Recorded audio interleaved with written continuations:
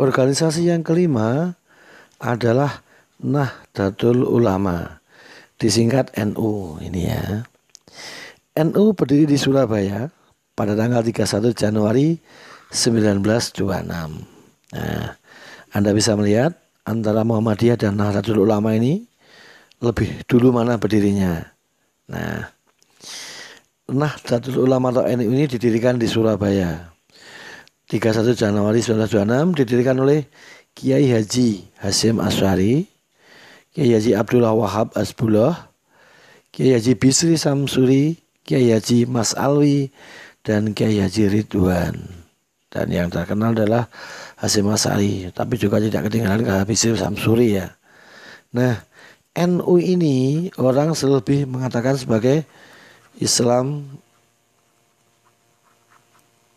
tradisional. Nah, kalau Muhammadiyah Islam modern basisnya di perkotaan, NU ini lebih banyak basisnya di pedesaan. Nah, sama dengan Muhammadiyah, NU ini bergerak di bidang agama, sosial ekonomi, dan tidak ketinggalan pendidikan juga. Kita melihat banyak pondok pesantren yang didirikan oleh Nahdlatul Ulama ini. Dan NU seperti yang saya katakan tadi merupakan perwujudan organisasi Islam tradisionalis. Nah, dan NU ini salah satu organisasi Islam terbesar di tanah air yang umatnya atau anggotanya tersebar luas di pelosok pedesaan di tanah air dari Sabang sampai Merauke, dan bahkan konon di luar negeri pun ada perwakilan NU ini. Nah, NU merupakan perwujudan organisasi Islam tradisionalis ini ya. Nah, inilah organisasi agama yang dari Muhammadiyah dan ini Nahdlatul Ulama. Organisasi yang keenam adalah Taman Siswa atau Taman Siswa ini. Taman Siswa didirikan pada tanggal 3 Juli 1922 di Yogyakarta oleh Raden Mas Suwadi Suryaningrat. Nah, yang perlu diingat, karena dalam Taman Siswa tidak ada perbedaan, semua anggota adalah sama, maka Raden Mas Suwadi Suryaningrat, ini kan Raden Mas ini kan pasti dia darah biru. Nah, karena dia memang keturunan dari Pakualaman di Jogja, maka nama dari Suwadi Suryaningrat ini diubah menjadi Ki Hajar Dewantara. Setelah mendirikan Taman Siswa 1922. Diingat ya. Jadi diubahnya jadi Ki Hajar Dewantara atau Dewantara setelah mendirikan Taman Siswa. Nama aslinya adalah Suwadi Suryaningrat. Ini dilatar belakangi karena Taman Siswa semuanya adalah sama. Nah, Taman Siswa berpedoman pada pernyataan asas, yaitu apa? Ini tahun 1922 pernyataan asas ini disusun. Apa itu? Pernyataan asas itu mengandung dasar kemerdekaan bagi tiap-tiap orang untuk mengatur diri sendiri. Nah, ini jadi ada kemerdekaan pada masing-masing orang. Nah, hal ini berarti bahwa apa? Hal itu berarti mendidik murid agar berperan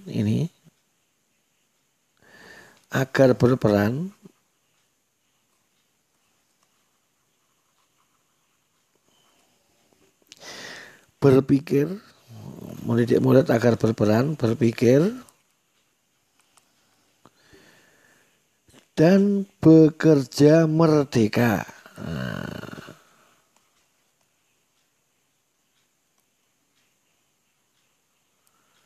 Dan bekerja merdeka di dalam batas-batas tujuan mencapai kehidupan bersama yang tertib dan damai. Jadi intinya ada kebebasan di sana, kebebasan berpikir, bekerja untuk mencapai tujuan, tapi dalam batas-batas kehidupan yang tertib dan damai.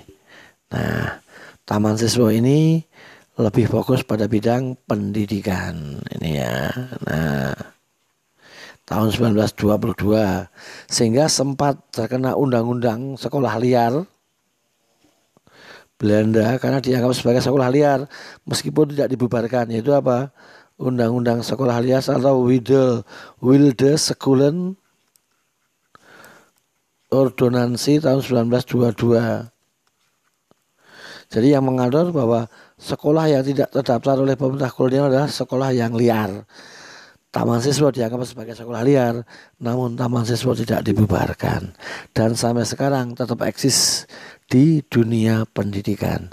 Bahkan hari lahir pendirinya yaitu Suwardi Swaringat atau Ki Hajar Dewantara setiap tanggal 2 Mei diperingati sebagai Hari Pendidikan Nasional.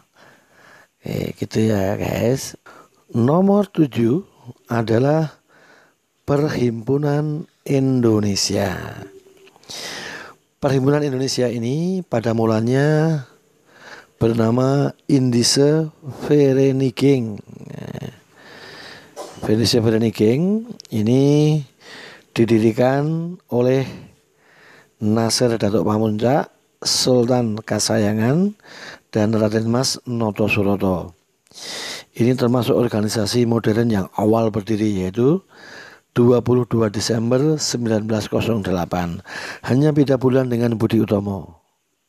Ingat, hanya beda bulan dengan Budi Utomo. Kalau Budi Utomo itu 20 Mei, tapi kalau ini 22 Desember.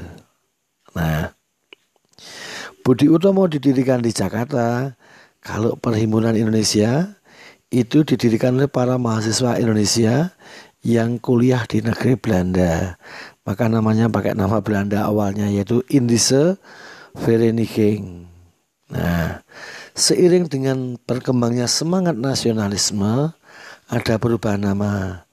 1922 lebih mengindonesia, sehingga namanya diubah menjadi Indonesische ini, Indonesische Vereniging. Indonesische Vereniging, Perhimpunan Indonesia.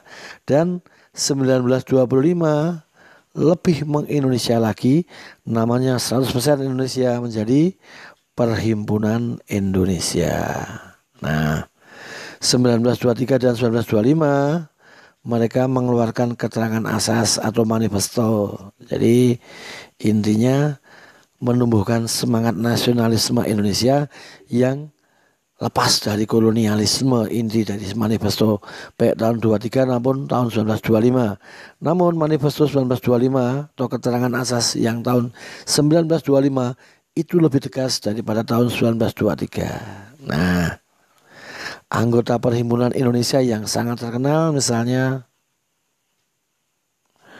Muhammad Hatta. Ada juga Iwa Kusuma Sumantri. Nah, anggota PI ini adalah nantilah tokoh-tokoh nasionalisme Indonesia.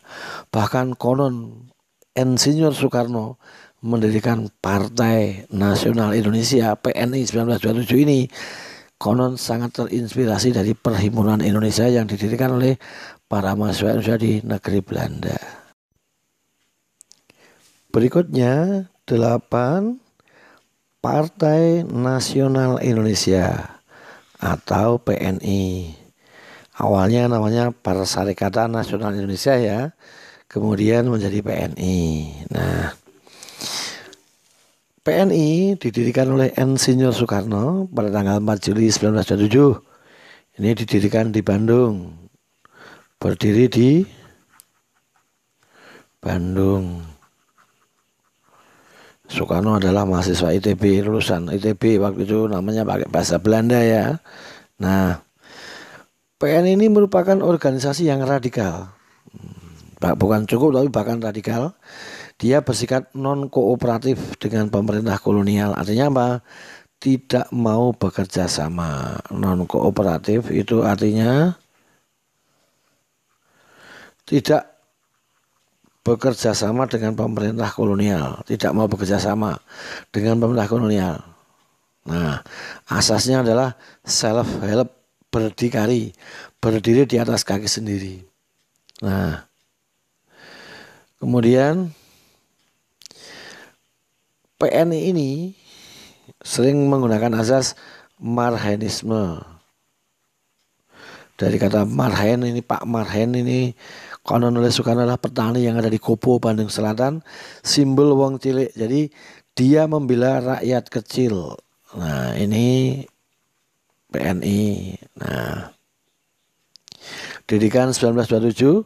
Nah, setelah PNI berdiri ini, Soekarno selalu gencar berpidato, melakukan agitasi politik, membawa semangat nasionalisme yang disampaikan kepada rakyat. Nah, karena pidato-pidatonya ini 1929 Soekarno ini ditangkap Belanda. Soekarno ditangkap Belanda, kemudian dia dihukum, diadili di Pengadilan Landrat Bandung. Pidato pembelaan Soekarno sering disebut dengan atau diberi judul dengan nama Indonesia Menggugat. Nah, 1929 ditangkap ini. Nah, setelah Soekarno ditangkap dan masuk penjara, pimpinan diambil oleh Mr. Sartono. Mr. Apa itu Mr.? Mr. ini bukan tuan ya, tapi Mr. in the Rechten atau sarjana hukum. Mr. in the Rechten, Master in the Rechten. Jadi Mr. itu artinya Sartono sarjana hukum, Mr. in the Rechten. Nah, setelah organisasi dipegang oleh Mr. Sartono 1929 dan Soekarno akhirnya dipenjara, pada tahun 1931 PNI ini dibubarkan oleh Mr. Sartono. Nah, tetapi pembubaran ini menimbulkan pro dan kontra. Nah, yang pro pembubaran PNI yaitu Mr. Sartono CS kemudian mendirikan Partai Indonesia yang disingkat Partindo. Ini yang pro pembubaran PNI. Sedangkan tokoh yang tidak suka atau kontra dengan pembubaran PNI seperti Hatta, Muhammad Hatta, ada Sahrir dan lain sebagainya, ini mendirikan organisasi baru sebagai bentuk kecewaan, yaitu apa? Pendidikan Nasional Indonesia, disingkat PNI karena sama, maka menjadi PNI baru. Nah, jadi setelah PNI bubar, anggotanya ada yang mendirikan Partindo bagi yang pro pembubaran, yang anti pembubaran, yang tidak cocok dengan Mr. Sartono mendirikan PNI baru, yaitu Hatta dan Sahrir serta teman-temannya itu. Itulah sekilas PNI, Partai Radikal yang berdiri pada tahun 1927. Gitu ya.